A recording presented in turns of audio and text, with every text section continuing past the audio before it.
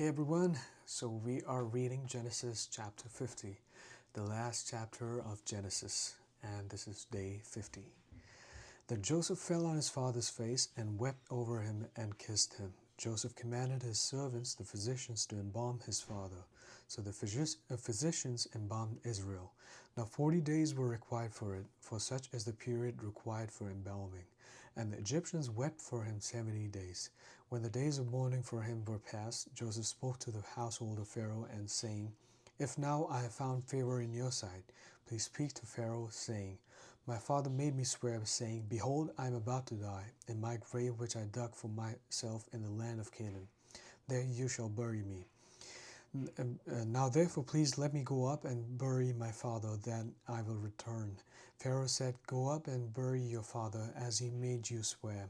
So Joseph went up to bury his father, and with him went up all the servants of Pharaoh, the elders of his household, and all the elders of the land of Egypt, and all the household of Joseph, and his brothers, and his father's household. They left only their little ones and their flocks and their herds in the land of Goshen. There also went up with him both chariots and horsemen, and it was a very great company. Now they came to the threshing floor of Atad, which is beyond the Jordan.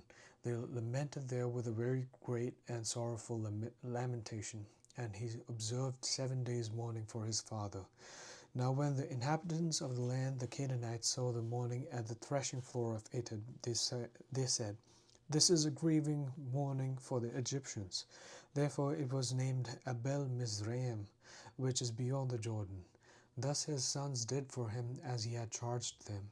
For his sons carried him to the land of Canaan, and buried him in the cave of the field of Machpelah before Mamre, which Abraham had bought along with the field for a burial site from Ephron the Hittite.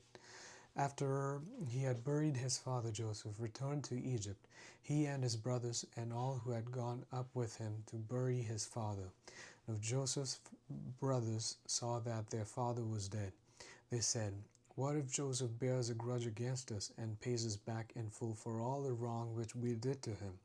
So they sent a message to Joseph, saying, Your father charged before he died, saying, Thus you shall say to Joseph, Please forgive, I beg you, the transgression of your brothers and their sin, for they did you wrong. And now please forgive the transgression of the servants of the God of your father. And Joseph wept when they spoke to him.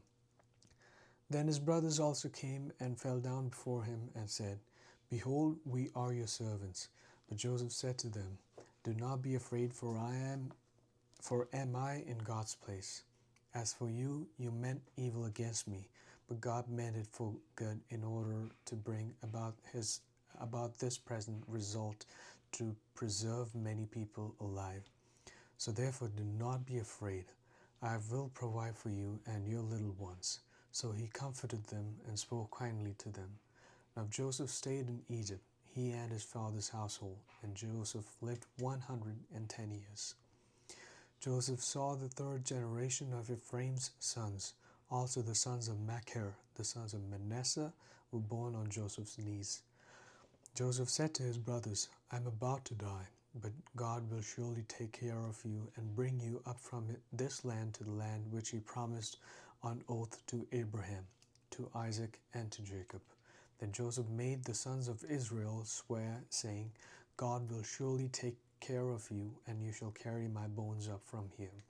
So Joseph died at the age of 110 years, and he was embalmed and placed in a coffin in Egypt. Thanks for joining. See you in the next book.